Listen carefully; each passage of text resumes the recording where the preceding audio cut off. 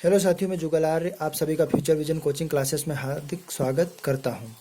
हम पिछले वीडियो में कुछ 20 प्रश्न कवर कर लिए हैं। आज हम उन प्रश्नों के आगे बढ़ते हुए 21वां प्रश्न कवर करने वाले हैं। यदि वो पुराने प्रश्न आपको देखने हैं, हमारे यूट्यूब चैनल जुगल आर्य को सर्च करें और प्लेलिस्ट में जाकर वो वीडियो आप देख सकते हैं। तो आज हम 21वां प्रश्न कवर करने वाले हैं। 21वां प्रश्न है, व्हीटस्टोन सेतु का सिद्धांत और सूत्र की स्थापना कीजिए।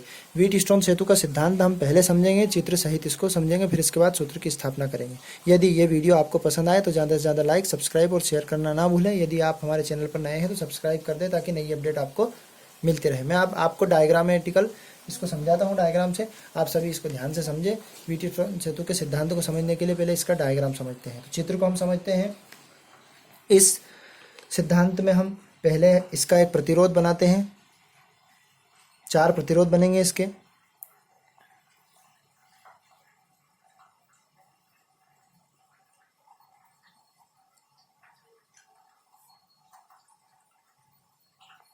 ये प्रतिरोध को क्रम से नाम भी देंगे हम इसके।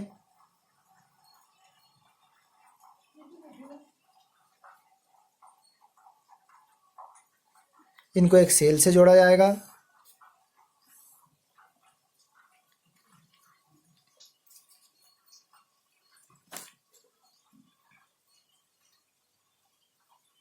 ई इस पे प्लस, इस पर माइनस। यहाँ पर एक कुंजी बनेगी।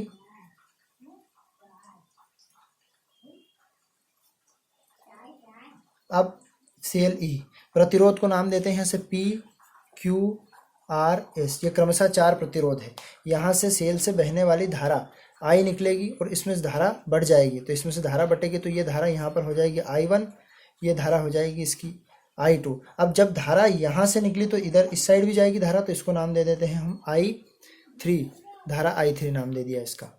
ये यहाँ से धारा गई तो ये I1 धारा हो गई और इधर से धारा आई तो एक धारा इधर निकली। यहाँ से धारा जाने के बाद एक धारा और इधर से निकलेगी तो वो धारा हो जाएगी आपकी I4। ये धारा आपकी I4 हो गई। अब I1 और I2 जब यहाँ से धारा एक, इसका संबंध यहाँ से भी किया जाएगा। एक धारा मापक यंत्र लगा दिया इसमें, गैल्वेनोमीटर। इसमें एक कुंजी जोड़ दी यहाँ से। इसको कुंजी को नाम दे दिया K2 और इस कुंजी को नाम दे दिया K1। अब इस सिद्धांत को समझने के लिए हम सबसे पहले बोलेंगे कि 4 प्रतिरोध दिए गए हैं क्रमशः, जो कि एक चतुर्भुज का निर्माण करते हैं। इसमें बहने वाली धारा क्रमशः I1, I2, I3 हो। इसमें धारा मापक यंत्र G है। तो इसको हम थ्योरिकल संबंधित समझते हैं। इसके लिए हम लिखते हैं कि इसका प्रतिरोध क्या है। इस डायग्राम के नीचे हम ये लिख सकते हैं, व्हीटस्टोन सेतु या व्हीटस्टोन सेतु के सूत्र की स्थापना। अब हम इसको समझते हैं। सबसे पहले इस चित्र के अनुसार क्रमशः सिद्धांत इसका हम लिखते हैं।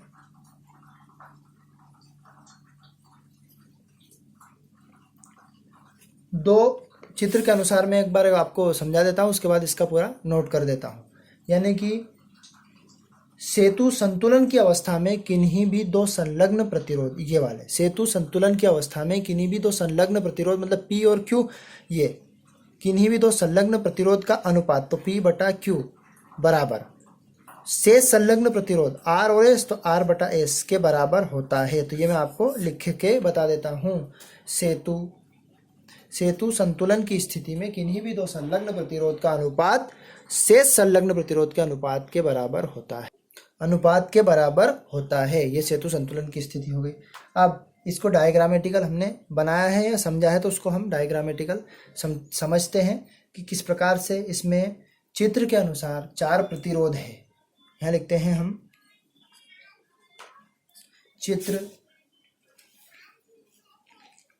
चित्र में P, Q, R और S ये 4 प्रतिरोध हैं। चित्र में P, Q, R, S 4 प्रतिरोध हैं, जिनको जोड़ने पर एक चतुर्भुज का निर्माण होता है। कैसे होता है चतुर्भुज का निर्माण, ये ध्यान से देखें आप। P, Q और R को हमने जोड़ा तो एक चतुर्भुज का निर्माण कैसे बनाया, A, B, C ये बिंदु और ये बिंदु D, तो एक चतुर्भुज का निर्माण कर बन गया। और इसमें 2 विकर्ण बनेंगे, एक तो बनेगा एक BD और एक विकर्ण बनेगा AC। तो इस प्रकार से 2 विकर्ण बन गए। तो इनको हम डायग्रामेटिकल नाम देते हैं। BC विकर्ण में कुंजी K2 है और सॉरी BD विकर्ण में कुंजी K2 है और हमारी कुंजी K1 G1 धारामापी से मापने के लिए कुंजी धारा निकालने के लिए K1 दे दी जाती है। तो हम आगे बढ़ते हैं।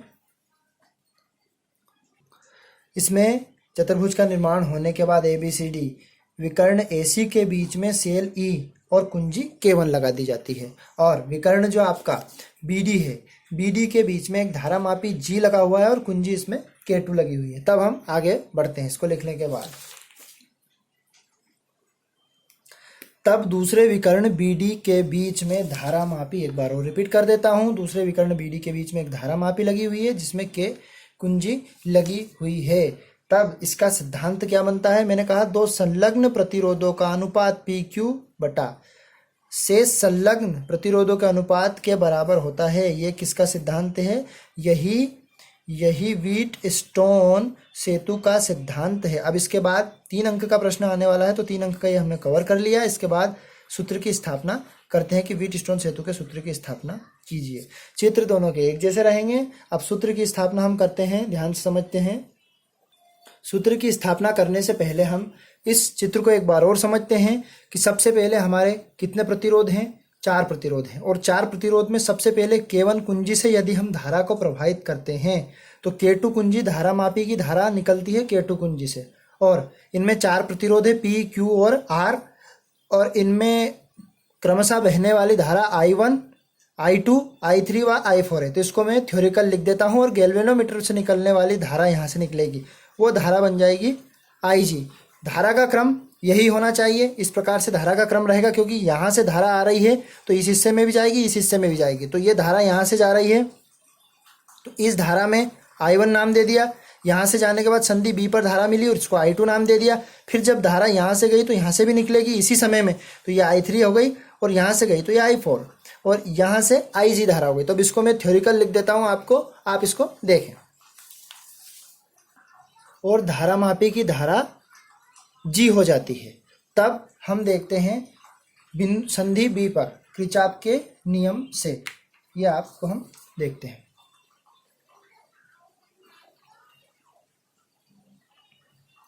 तो पहले एक बार चित्र समझ लेते हैं वापस से। हम कहेंगे किरचॉफ का प्रथम नियम यह है कि संधि पर आने वाली समस्त धाराओं का बीजगणित योग शून्य होता है। संधि पर आने वाली धारा प्लस की और संधि से जाने वाली धारा माइनस की। तो हम समझते हैं संधि पर आने वाली धारा, सबसे पहले इसको देखते हैं। तथा बिंदु B पर किरचॉफ के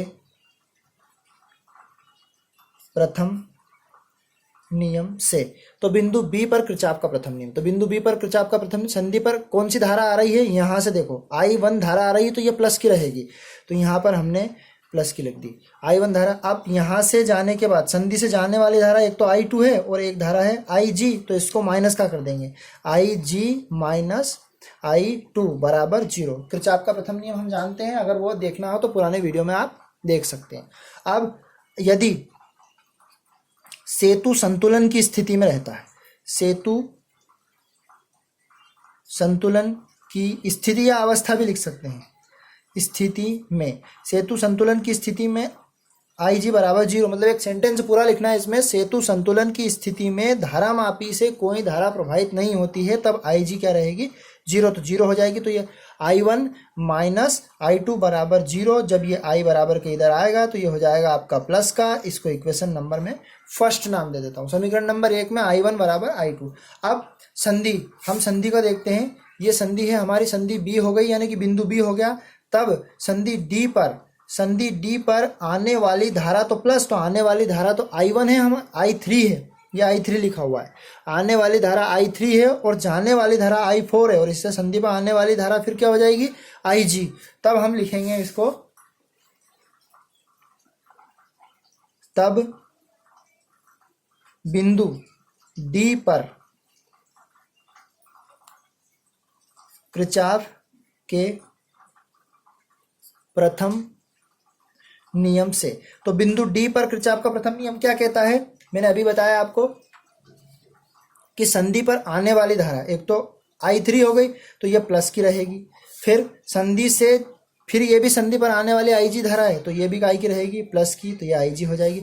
संधि से जाने वाली धारा, तो संधि से मतलब डी संधि है हमारी, तो डी से जाने वाली धारा आई फोर, तो ये आई फोर हो जाएगा माइनस का, बराबर ये हो जाएगा जीरो। फिर एक सेंटेंस लिखना है, वो की वही लाइन जो पहले लिखी हुई थी, यहाँ पर लिखी, यदि सेतु संतुलन की स्थिति में है, तो यहाँ लिख लेना आप, यदि सेतु संतुलन की स्थिति में है तब आई जी बराबर जीरो, क्योंकि धारा मापी में से धारा प्रवाहित नहीं होती है। तब हम देखते हैं कि I3 माइनस I4 बराबर क्या हो जाएगा, जीरो। जब I3 I4 को बराबर के उधर ले जाएंगे तो ये हो जाएगा प्लस का। समीकरण नंबर 2 इसको नाम दे देते हैं। अब हम आगे बढ़ते हैं, बंद पास या बंद लूप में किरचॉफ का द्वितीय नियम लगता है, तो वो लगाते हैं हम। अब इसमें बंद पास देखते हैं पहले, A B D A, तो इसको लिखते हैं कि बंद पास या बंद loop A D B A में किरचॉफ के द्वितीय नियम से, बंद पास A B D A।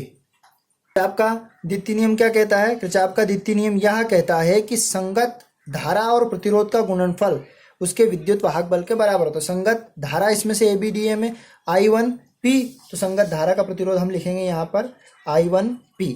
फिर यहाँ से होकर गुजर रहे हैं, तो ये किस प्रकार से आएगा, संधि से धारा जा रही है, तो ये कैसा आएगा, प्लस, ये प्लस हो जाएगा IG, क्योंकि IG इसकी धारा है और G इसका प्रतिरोध है, तो दोनों का, IG इसकी धारा है और इसका प्रतिरोध है, तो ये दोनों का गुणनफल होगा। जैसे I1 में P का, फिर यहाँ से घूम के इस साइड आए, तो ये हो जाएगा तुम्हारा I3 माइनस का, विपरीत दिशा में तो ये माइनस का रहेगा, I3R हो जाएगा, तो ये माइनस हो जाएगा I3R, बराबर दोनों की क्या हो जाएगा, जीरो।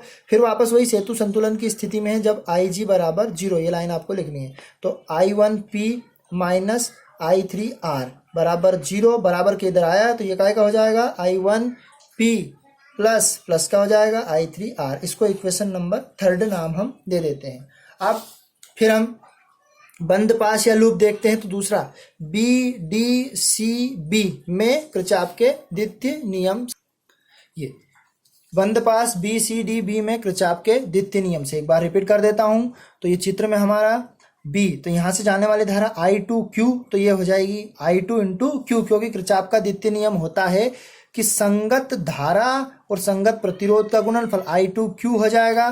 फिर यहाँ से फिर धारा जा रही है, तो ये प्लस की हो जाएगी, IG हो जाएगी, ये वाली IG इंटू G, संगत धारा उसके प्रतिरोध के गुणनफल के बराबर होती है। अब यहाँ से धारा विपरीत दिशा में जा रही है, उसके मतलब छोड़ रहा है इधर से, तो ये हो जाएगी माइनस का I4, और I4 के साथ क्या है, S, तो ये लिख दिया हमने इंटू S, बराबर क्या हो जाएगा, जीरो। अब सेतु संतुलन की स्थिति में IG बराबर जीरो, यहाँ आपको वो लाइन लिखनी है। फिर आगे बढ़ते हैं, ये हो जाएगा I2Q माइनस I4S बराबर जीरो, तो I4S इधर आएगा, तो ये क्या हो जाएगा, प्लस का हो जाएगा, I2Q बराबर I4S।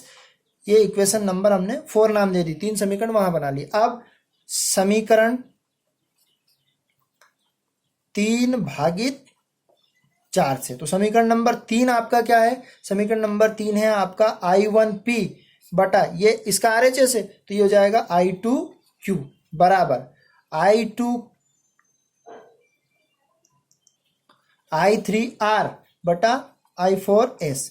अब दोनों हमने समीकरण 3 में 4 का भाग लगा दिया, LHS में LHS का भाग लगा दिया, और RHS में RHS का भाग लगा दिया। अब चूंकि हम जानते हैं, हम क्या जानते हैं, समीकरण 1 से हम जानते हैं, समीकरण 1 से क्या जानते हैं कि I1 बराबर I2, समीकरण नंबर 1 से, और समीकरण नंबर 2 से हम जानते हैं I3 बराबर I4, तो जहां I1 है वहां पर हम I2 रख देंगे, तो I1 की जगह पे यहाँ पर, तो I1 की जगह पर हमने I2 रख दिया, I2 बटा P, और I2 इंटू Q, तो I2 into P upon I2 into Q बराबर I3 की जगह पर I4 रख दिया, I4 into R upon I4 into S। अब दोनों सेम राशि है, I2 से I2 कैंसिल, I4 से I4, बचा क्या हमारा, बचा हमारा P बटा Q बराबर R बटा S। तब ये हो गया हमारा व्हीटस्टोन, यही व्हीटस्टोन सेतु का सिद्धांत है, यहाँ लिख देना, यही व्हीटस्टोन सेतु का सिद्धांत है, दैट इज प्रूव्ड, ये सिद्ध हो गया सिद्धांत। अब आगे इसको समझते हैं हम कि संगत या किसी सेतु संतुलन की स्थिति में संगत प्रतिरोध का अनुपात, चित्र देखें आप सभी, सेतु संतुलन की स्थिति में संगत यानी कि एक दूसरे से लगे हुए प्रतिरोध, संगत प्रतिरोध का अनुपात मतलब P/Q शेष संगत प्रतिरोध मतलब R और S के अनुपात के बराबर होता है। यही व्हीटस्टोन सेतु का सिद्धांत है। यदि वीडियो आपको पसंद आया तो ज़्यादा से ज़्यादा लाइक, सब्सक्राइब और शेयर करें, बेल आइकन को दबाएं ताकि आपको नई अपडेट मिलती रहे। हम नए वीडियो के साथ, नए प्रश्न के साथ आप सभी के सम्मुख जल्द से जल्द उपस्थित होने वाले हैं। धन्यवाद साथियों।